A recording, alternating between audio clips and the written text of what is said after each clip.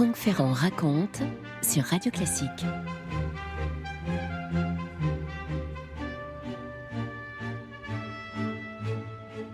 Pour les 60 ans de la disparition de Churchill le 24 janvier 1965, Historia a choisi de consacrer sa couverture au vieux lion d'Angleterre, à ses derniers combats, à ses dernières folies.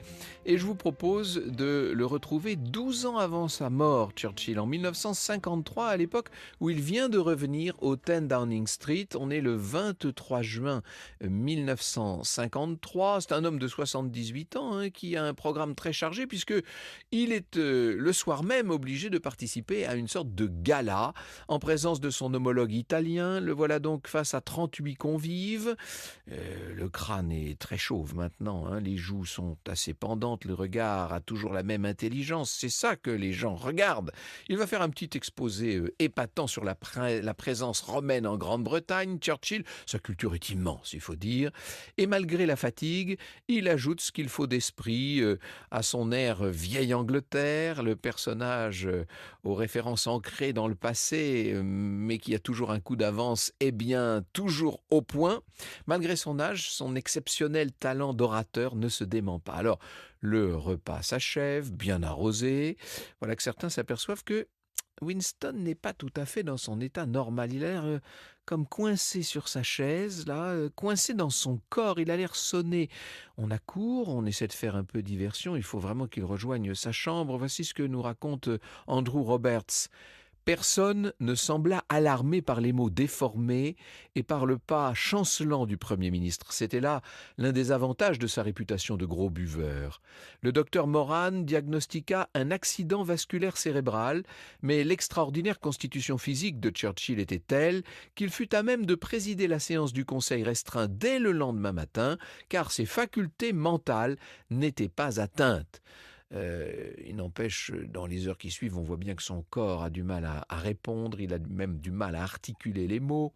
Son état est évidemment gardé secret par ses proches. Il y a très peu de monde qui est tenu au courant, peut-être la reine, et encore, faute d'un rétablissement rapide, on voit mal comment il pourrait éviter un départ du pouvoir.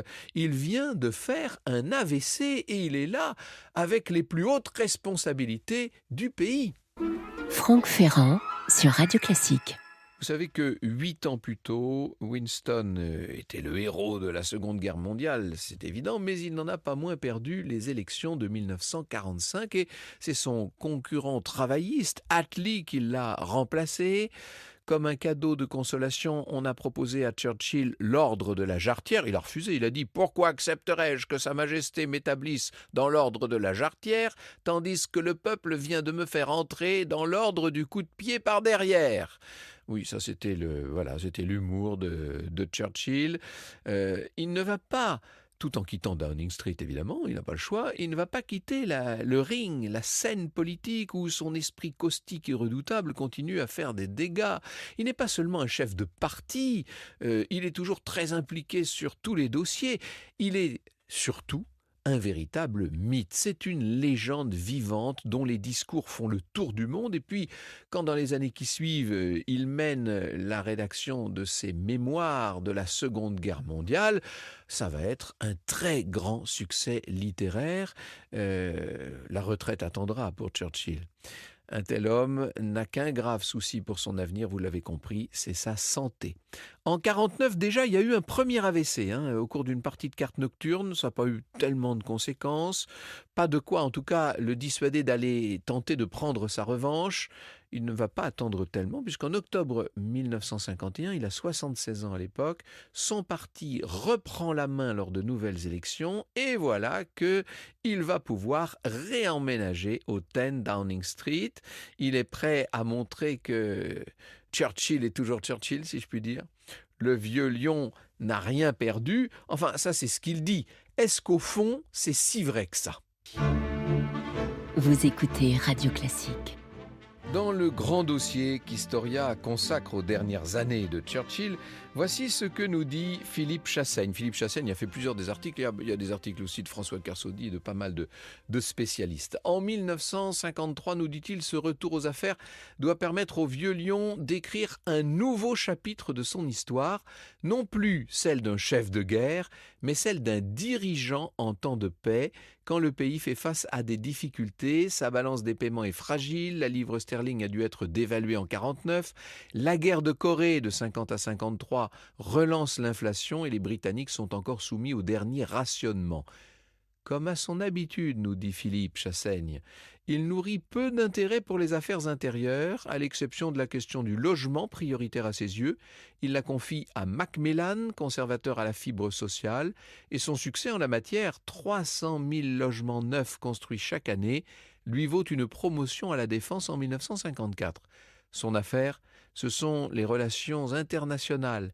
L'ardent défenseur de l'idéal colonial doit d'abord se préoccuper de l'Empire, même amputé de l'Inde, recentré sur l'Afrique, il reste le premier au monde et il compte de plus en plus économiquement. Pour la première fois de son histoire, il devient le premier fournisseur et le premier client de la Grande-Bretagne. Vous voyez l'état général d'un pays qu'il faut conduire sur le chemin d'un changement de niveau, d'un changement d'étoffe. Alors bien sûr, Churchill est toujours là avec son nuage de fumée autour du cigare. Il peut ingurgiter une quantité impressionnante d'alcool, même en commençant tôt dans la journée, hein, et ça n'empêche pas qu'il commence à vieillir, ça se voit. Il continuait de dominer le Conseil des ministres, maintenant plus en Bouddha qu'en Achille, nous dira un de ses proches. Surtout, il est clair qu'il ne retient pas tout ce qu'il devrait, qu'il est sujet à des confusions, que les bouts de conversation lui échappent de plus en plus souvent. Voici ce que dit Andrew Roberts. Les progrès de la surdité se firent de plus en plus sentir, finissant par le contraindre à porter un appareil auditif avec un amplificateur devant lui sur la table du conseil restreint.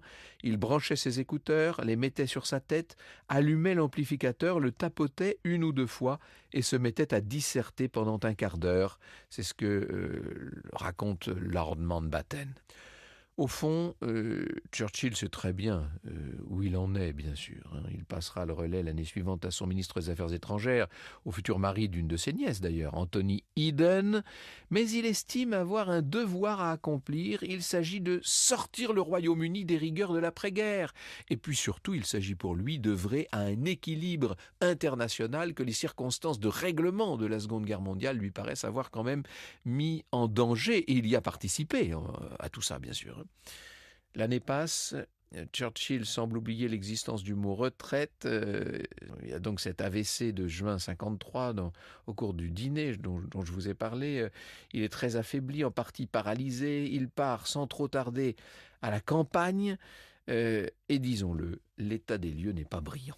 Son état est jugé incompatible avec ses hautes fonctions. Certains de ses proches redoutent même qu'il ne soit arrivé à la toute fin, à sa dernière extrémité. Et pourtant, il lutte pour revenir de l'abîme. Je cite François Kersaudy, dont je vous disais un mot tout à l'heure.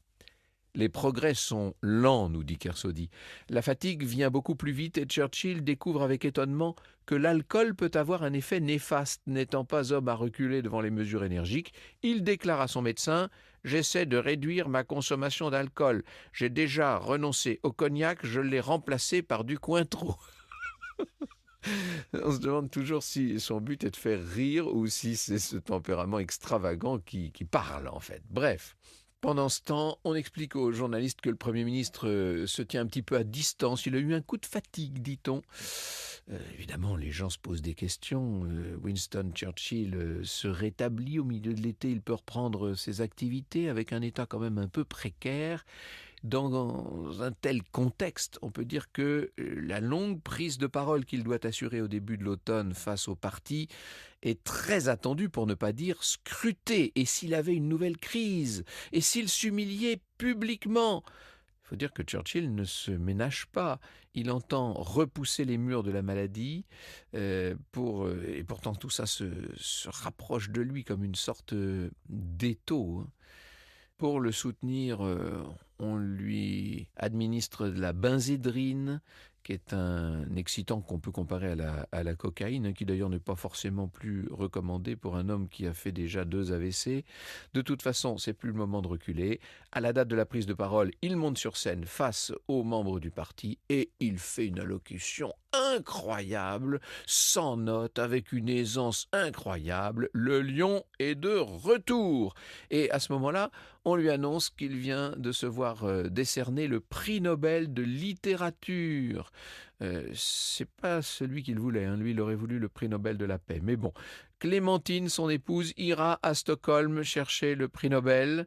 Et le 30 novembre 1954, il fête à son poste ses 80 ans. On a fait une très grande fête pour l'occasion. En parallèle, Anthony Eden s'escrime à lui faire comprendre qu'il n'est plus en état de tenir les rênes. Il faut absolument qu'il passe la main. Et il va céder. D'accord, il s'en ira, dit-il, à la mi-1955. Il fait un gros effort. Si vraiment il le faut, il partira encore plus tôt. Il partira en avril 55. Cette fois, et malgré la douleur de voir se terminer ce qui aura été son temps à la tête de l'Angleterre, et malgré quelques gesticulations pour essayer de grappiller encore quelques heures, cette fois, il va devoir se tenir à cette décision fatidique. Franck Ferrand sur Radio Classique.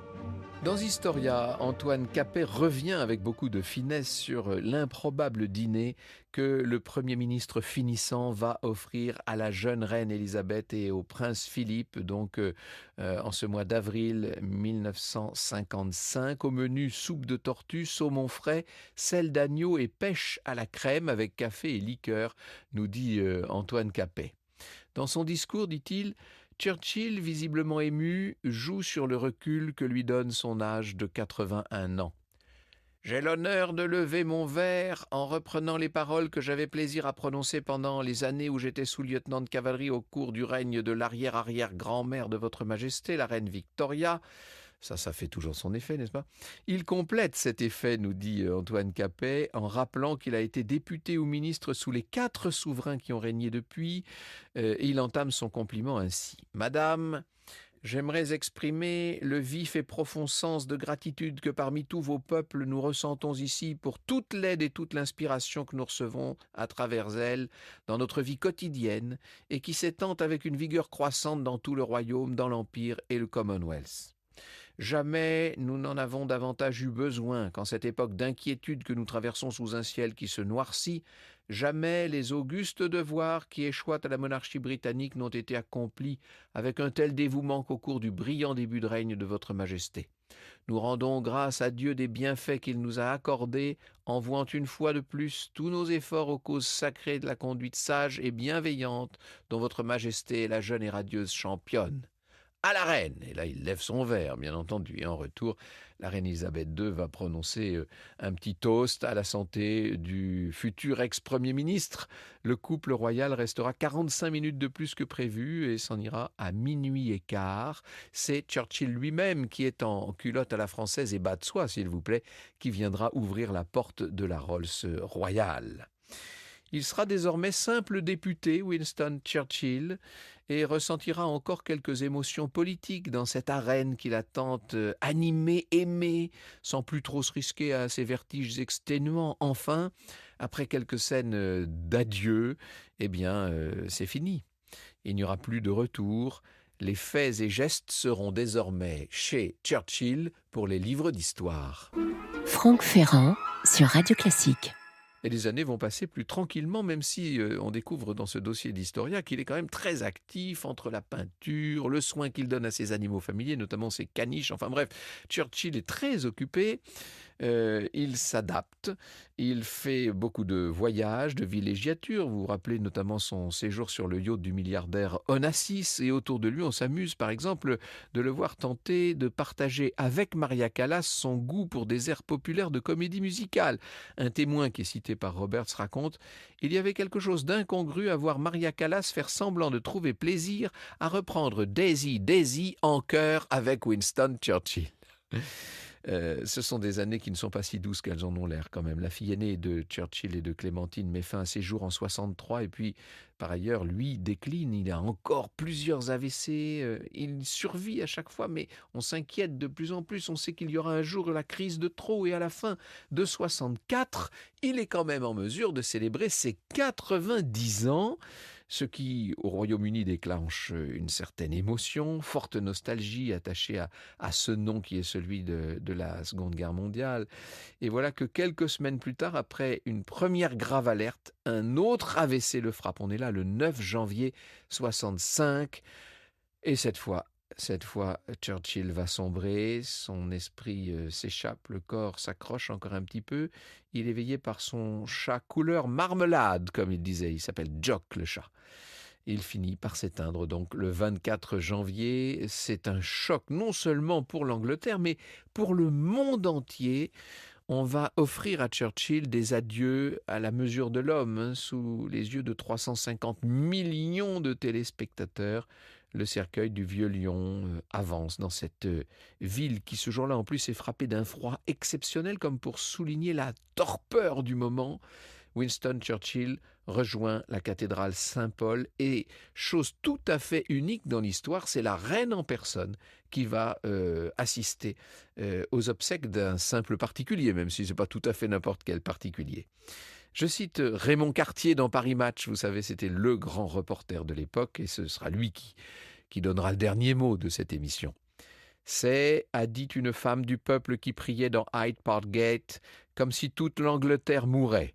Le mot naïf et profond, avec Winston Spencer Churchill, c'est toute une Angleterre qui s'éteint. Vous écoutez Radio Classique.